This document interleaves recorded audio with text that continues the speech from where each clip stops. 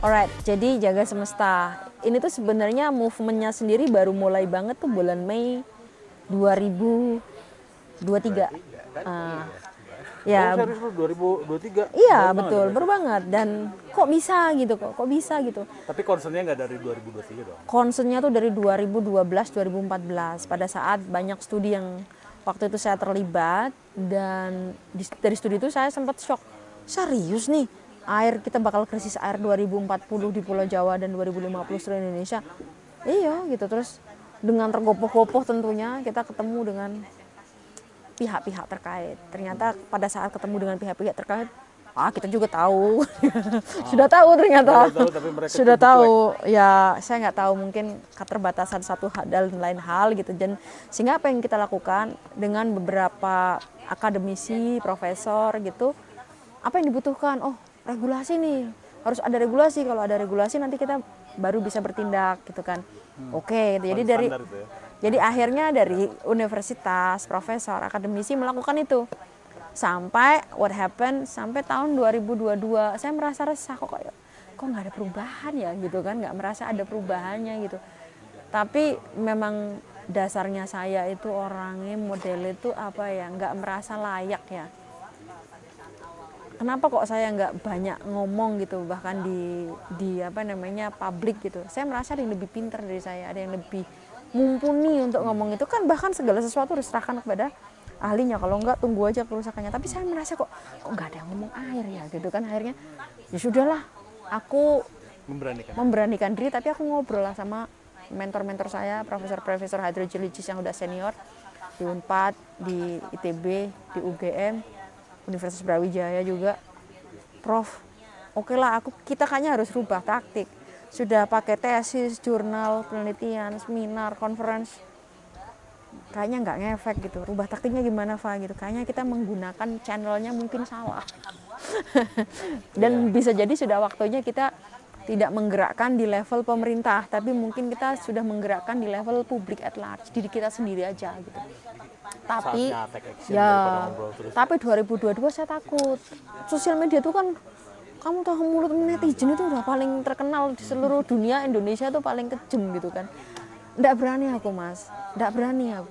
Terus sampai bilang ke para profesor, udah dah aku mulai, tapi kontenku kalau ada yang sampai nanti ini, kalian yang backup ya. Secara teori kalian tetap harus backup dengan serius gitu. Jadi ketika orang sudah terlalu terjun di dalam dunia saintifik, kadang mau ngomong yang tidak saintifik pun takut, mau ngomong yang saintifik pun takut. Kebayang ya? Nah, akhirnya oke lah, kita beranikan diri dengan backup itu. Nah, apa sih yang mau kita lakukan dan kenapa kok akhirnya menggunakan sosial media gitu kan? Yang pertama, ultimate goal kita harus punya. Ultimate goalnya adalah mencegah supaya 2040 itu krisis air bisa dicegah gitu. Bisa nggak? Bisa, tentu saja bisa gitu. Caranya gimana gitu? Caranya jika kita semua mulai dari diri sendiri. Yang pertama, kita mengetahui dulu sebenarnya krisis airnya itu akan terjadi paling banyak kenapa dulu gitu. Kenapa itu yang pertama adalah mengetahui sumber air yang dipakai oleh masyarakat pada umumnya. Sumber air yang paling banyak dipakai adalah dari mata air. Paling banyak dipakai. Yang gede-gede. Yang kedua adalah yang air tanah dangkal, which is di sumur-sumurnya rumah kita. 15 meter, 30 meter. Ya, itu. Tapi kan tuh kita bersama tahu itu adalah sementara, tidak bisa dipakai selamanya. Nggak hujan 3 bulan aja udah pasti akan kering lah. Kemudian dari PDAM, yang mana PDAM juga menggunakan dari sumber-sumber air yang ada di mata air, dan juga dari sungai-sungai yang kemudian difilter gitu kan. Nah, dari situ, oke, resikonya apa sih resikonya? Nah, Pulau Jawa itu mengalami penurunan kualitas dan kuantitas sumber daya air. Kualitas pasti tahu kenapa. Kuantitas itu dua hal. Yang pertama adalah memang cadangan air yang dari hujan yang bisa masuk ke dalam tanah itu dikit, makin dikit, mungkin karena perubahan lahan, landscape di hutan jadi nggak ada hutan, banyak rumah ya kan, jadi banyak semen. Satu lagi adalah banyak mata air yang berubah fungsi jadi tempat wisata. Umbul yang jadi tempat wisata, yang ikut-ikut umbul yang kalau yang diikuti ini sudah benar, dia tidak melakukan semenisasi di tempat mata airnya. Yang ikut-ikut ini datang lihat, wah duitnya banyak, dihitung berapa miliar per tahun, wah desaku punya lebih gede dari ini, langsung dibikin kolam renang. What happened? Lawang mata air itu kan sifatnya macam-macam, ada yang gede gini, ada yang pindah-pindah, ada yang kecil-kecil atau sedang-sedang banyak nyebar. Dibikin mata air, dikeruk dengan harapan supaya airnya lebih banyak gitu kan. Habis dikeruk, dibikinlah kolam renang. Apa yang terjadi? Nggak keluar air. Nggak keluar airnya. Saya bisa buktikan ada banyak seperti itu. Banyak. Turun banyak, yang mati beberapa. Nah, apa yang bisa kita lakukan adalah menyebarkan pengetahuan bahwa mata air itu adalah objek natural resources management yang sangat dilindungi. Tidak banyak yang tahu bahwa jika tidak boleh, dan ada regulasinya berarti kan? Regulasi yang simpel aja. Barang siapa merusak dengan sengaja maupun tidak sengaja sumber air, itu bisa dipidana 3 sampai 9 tahun penjara. Kurang berarti. Ya itu aja tuh nggak banyak yang tahu. Nah harapannya dengan sosial media, orang-orang kayak jenengan ini nanti tahu, nek kepala desa jenengan macem-macem sumber airnya mau digitukan, woi, nggak boleh woi, ada aturannya kayak gini loh. Tapi masalahnya kan tumpang tindih sama sertifikat tanah. Untuk mata air tidak sebenarnya, very clear. Sumber air tidak. Tanahnya bisa dipakai, Tanahnya kan bisa. Diprivatisasi, Tanahnya bisa diprivatisasi, sumber airnya tidak. Sumber airnya tidak. Dalam prakteknya sekarang tumpang tindihnya kan itu. Jadi kepemilikan tanah, meskipun sumber airnya tidak bisa dimiliki, tapi kepemilikan tanah dan pengelolaan tanah area itu kan dimiliki oleh pribadi. Dimiliki oleh pribadi, betul. Yang kemudian sekarang sering terjadi masalah dalam konsumsi pengelolaannya. air dan pengelolaan. Nah, makanya perlu kemudian aturan itu supaya misal punya tanah, kemudian udah ada mata airnya, untuk pengelolaannya ya harus izin ke SDM, izin ke kementerian terkait PU, kemudian disampaikan mau dibikin apa, bahayanya seperti apa, disampaikan. Memang itu tanah panjenengan, tetapi kalau udah air keluar di situ ya something else, sudah ada aturan lain gitu. Jadi memang, atau sekarang aturan yang baru kalau mau ngebor air tanah dalam, sekarang sudah ada aturannya, nggak boleh sembarangan lagi. Nah dulu kan masih bebas. Saya juga heran, itu salah satunya negara yang ngebor air tanah dalam bebas. Nggak kelihatan soalnya. Nggak kelihatan. Mau air dalam, mau air Ya kan? permukaan kan nggak kelihatan. Cuma Jadi ada torennya aja. Cara ngebornya sih kelihatan. ya, Ya maksudnya ini kan ada di ranah privat ya, biasanya kan ngebor tuh di belakang rumah atau di depan. Iya, itunya yang nggak kelihatan. Nah terus itu kan controllingnya yang sulit kan sebetulnya. sulit. Ya harusnya tidak sulit, karena untuk proses ngebor itu bisa apa namanya? Diatur sih mulai dari sertifikasi apa segala. Betul, dan juga dari sisi ini. Kalau kita punya data water balance di satu daerah, cekungan air tanah, ketika ada yang tiba-tiba ngebor satu itu kelihatan sebenarnya. Sebenarnya asal niat ya bisa dilakukan. Nah, sekarang jaga semesta ngapain dong? Yang pertama adalah sudah tadi edukasi supaya semua orang tahu bahwa itu sumber air itu nggak boleh sembarangan lah. Yang kedua adalah kita mencoba melakukan monitoring sumber air. Bisa jaga semesta, bisa teman-teman. Kalau teman-teman lagi ke lapangan, lagi liburan sama keluarga, ada ke mata air. Yang bisa dilakukan bikin 2 video still, diem, sediem mungkin gitu loh. Let's say 20 detik, 30 detik, sama video yang bergerak pelan gini. Sama kirim titik lokasi. Itu akan saya masukkan ke Water Catchment Hub dan akan dimonitor secara digital menggunakan IoT. Oh iya. Okay. Ya. Tapi harus ada titik koordinat. Ya, titik koordinat atau alat yang dipasang nggak? Nggak perlu. Nah, terus ngomong-ngomong alat yang dipasang, yang paling penting lagi adalah handarbeni atau rasa kepemilikan dari masyarakat sekitar. Misalnya nemu di kampung mata air. Kalau musim hujan bulan Januari, kasih tanda paling atasnya cat putih. Kalau musim kemarau kasih cat merah. Jadi masyarakat juga tahu, oh musim kemarau sama musim hujan tuh airku berbeda tuh. Itu juga sedikit memberi, dan kalau ketinggiannya berubah drastis di musim hujan lalu sama musim hujan sekarang, atau musim kemarau lalu sama musim kemarau sekarang, biar masyarakat ikut berpikir, kok iso ya, kenapa, ada apakah ini, kayak gitu, biar dia ikut berpikir. Monitoring air. Kalau mau melakukan penanaman, kalau hanya sekedar aku butuh bambu nih 50, 100, 500 kirim ke sini, aku mau nanam bambu di desaku. Kita bisa ngirim nanti, tapi syaratnya harus ditanam pelan-pelan dan nge-tagging koordinat penanaman kita nanti sama. Kita akan monitor menggunakan jejak in, menggunakan platform IoT juga untuk pohon ini gedenya udah seberapa, mati apa hidup, termasuk nge-capture impact-nya, karena pohon itu bisa bantu infiltrate air maupun absorb karbon. Kan sayang kalau cuma nanam habis itu ditinggal. Terus apalagi restorasi mata air. Mata air itu kalau yang cuman rusak kecil-kecil karena masuk drainase, masuk ke situ dari rumah, air kotor masuk gitu kan, nah itu bisa dibersihkan. Di Mojokerto kita ekspektasinya setahun restorasi 1 mata air. Nah, tahun ini sudah tercapai, dan itu bahkan restorasinya itu cuma via telepon, Mas. Cuma dipandu lewat telepon bisa bagus kembali mata airnya, dan dipakai musim kemarau ini saat air di sana kesulitan, sekarang dia bisa pakai. Jadi restorasi air itu sesuatu yang kalau jenengan di desa ada mata air, ini dulu mata air tapi mati, mau direstorasi, itu kan kontak us, kita bisa cari tahu karakter hidrologinya kayak apa, butuh waktu berapa lama, caranya bagaimana, dan bagaimana melibatkan masyarakat sekitar. Dan memang kita sempat juga shock pada saat kita melakukan beberapa social media konten, orang tuh message, "Kak, di tempatku ada mata air, jadikan tempat sampah." "Oh ya, di mana?" "Di sini." "Tolong dong dibersihkan." Dikira kita kayak Pandawara. Pengen aja Pandawara. Bagus, saya nggak bilang Pandawara itu tidak bagus. Saya bilang bagus daripada nggak melakukan apa-apa.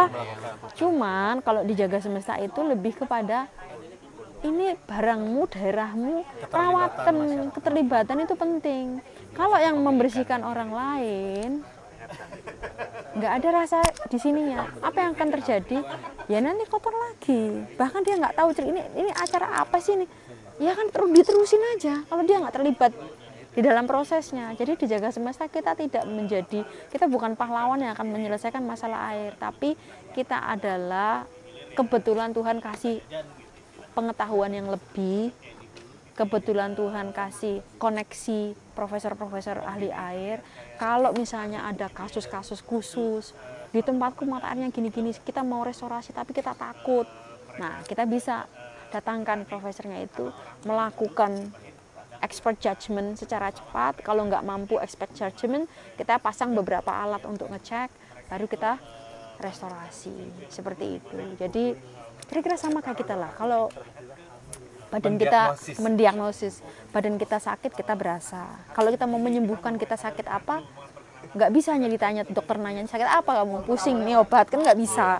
Harus flashback, apa yang aku konsumsi tadi pagi, kemarin, apa yang aku lakukan sepanjang tahun, what happened to my body, why I'm getting this worse gitu kan. Semua itu air pun sama, butuh diajak komunikasi gitu.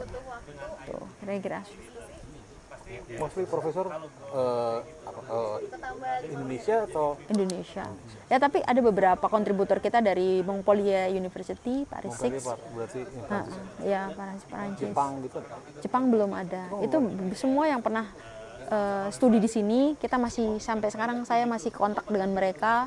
Jadi mereka dengan senang hati, dan beda beda keahlian, misalnya satu ahli karstik, satu ahli vulkanik, itu mereka nggak berani ngomong, tau nggak? Itu semakin scientific orang, makin dia nggak berani ngomong. Nah, buat kita itu kan, kamu itu profesor hidrogeologi loh, tapi saya ahli karstik, tempatmu itu vulkanik, saya nggak berani ngomong. Bayangke loh Mas, kalau semua nunggu yang paling pinter ngomong, siapa sih ngomong? Gitu. Iya. Gitu ya. Tapi ngomongin tadi masalah narasi, komunikasi gitu Mbak. Saya kan Jaga Semesta aja kan baru mulai Mei nih. Sekarang udah ada 15.000 followers nih. Alhamdulillah ya. Dari sisi Mbak Sainta gitu ngelihat ini udah efektif belum gitu? Dengan membangun narasi ini ke publik tadi. Efektif belum, kalau menurut saya sih ini udah jauh dari yang saya expect sih sebenarnya. Kalau mau organik sebenarnya kemarin tuh ekspektasinya tuh cuman paling dapat 2.000 ada untung lah 4 bulan. Siapa saya sih, apalagi topiknya susah gitu kan, topiknya susah. Nah tapi ternyata apa antusiasmenya lumayan bagus gitu. Nah itu juga saya unlearn ya, berusaha untuk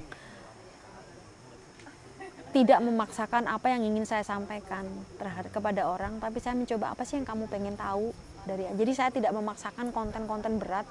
Sebulan harus berapa konten berat. Saya bahkan konten berat itu cuma sebulan 1-2.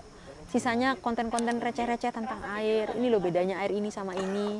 Ini airnya kayak gini. Yang kayak gitu-gitulah yang sederhana. Jadi pelan-pelan aja. Dan bahkan ekspektasinya juga tuh nanti tuh komunitasnya terbentuk. Jadi akan ada orang-orang yang di tiap daerah yang sekarang sudah mulai ada beberapa. Ketika misalnya saya upload tentang nature based solution Paranet yang untuk capture fog, embun, saya bilang mau bikin kayak gini, ada yang mau bantuin bikin desain, nggak ada 5 loh yang bikinin. Mereka tak bikinin Zoom call, mereka bikin sendiri-sendiri, discuss, pakai yang mana nih, gini, oh tes dulu, bikin semeter. Saya upload, siapa yang mau nyoba? Ada 4 yang udah nyoba. Saya nyoba ya kayak gitu. Jadi ada yang saya coba langsung besar aja kak, jangan, tes dulu, saya ada uangnya, bukan soal itu. Kalau dites ternyata airnya nggak cukup, kita nggak perlu bikin panel yang besar. Kalau sudah kadung bikin panel besar nggak ada air, masyarakat nanti akan menolak inovasi ke depan lagi kalau ada yang memperkenalkan inovasi yang bagus. Jadi bukannya kita nggak mau, meskipun itu duitnya bapak sendiri, jangan, tes dulu, sukses baru pakai. Tapi sebenarnya di setiap daerah bisa bikin. Bisa sebenarnya. Atau harus di daerah yang untuk kelembaban tinggi. Kelembaban harus, bukan kelembaban, kadar air udara lebih tinggi. Harus tes. Jadi kita bikin desain 1 meter persegi, pasang seminggu, dicek berapa air yang terkumpul. Nah di situ buat ngitung, kamu mau pakai buat apa, minum, nanam cabai, kan bisa dihitung itu, ada hitungannya. Tanaman cabai itu butuh berapa sih per batang selama sampai panen. Ya udah, berarti dengan ini saya bisa nanam cabai 1000 meter persegi. Bisa dihitung. Tapi si basic materialnya dia dijual itu umum. Paranet, tapi yang pakai yang 35%, bukan yang 55. Oke, yang. Terus di double. Paranet hitam kan? Hitam, tapi yang 35%, double, dijahit silang-silang. Nanti dia turun. Jadi airnya supaya turun ke bawah ke silang-silang itu. Jadi gitu ya. Ditampung di bawah. Iya, terus di bawah dikasih paralon. Setengah paralon yang setengah, dikasih selang kecil, rapet, selangnya ke arah drum atau ke arah penampungan. Udah gitu doang, sederhana. Pakai bambu pun bisa. Nah yang lagi kita minta ke teman-teman yang kemarin nyoba pakai bambu, karena kalau yang kita lihatkan di video kita kan pakai besi ya, kelihatan kokoh dan bagus ya, high investment. Nah kalau menurut saya di Indonesia itu masih butuh inovasi yang affordable, yang kalau nenek saya atau ibu saya bisa bikin di rumah berarti itu sudah cocok gitu. Kalau ada rusak bisa diperbaiki sendiri. Sama satu kak, kalau ditinggal nggak ada yang ngambil. Dan kalau ada yang rusak bisa Memperbaiki sendiri. Beberapa pembangunan terutama listrik yang surya panel kan nggak berhasil di berbagai daerah di Indonesia karena setelah ada problem mereka nggak bisa perbaiki. Jadi pajangan rumah aja. Jadi memang teknologinya harus dikuasai dulu. Ya.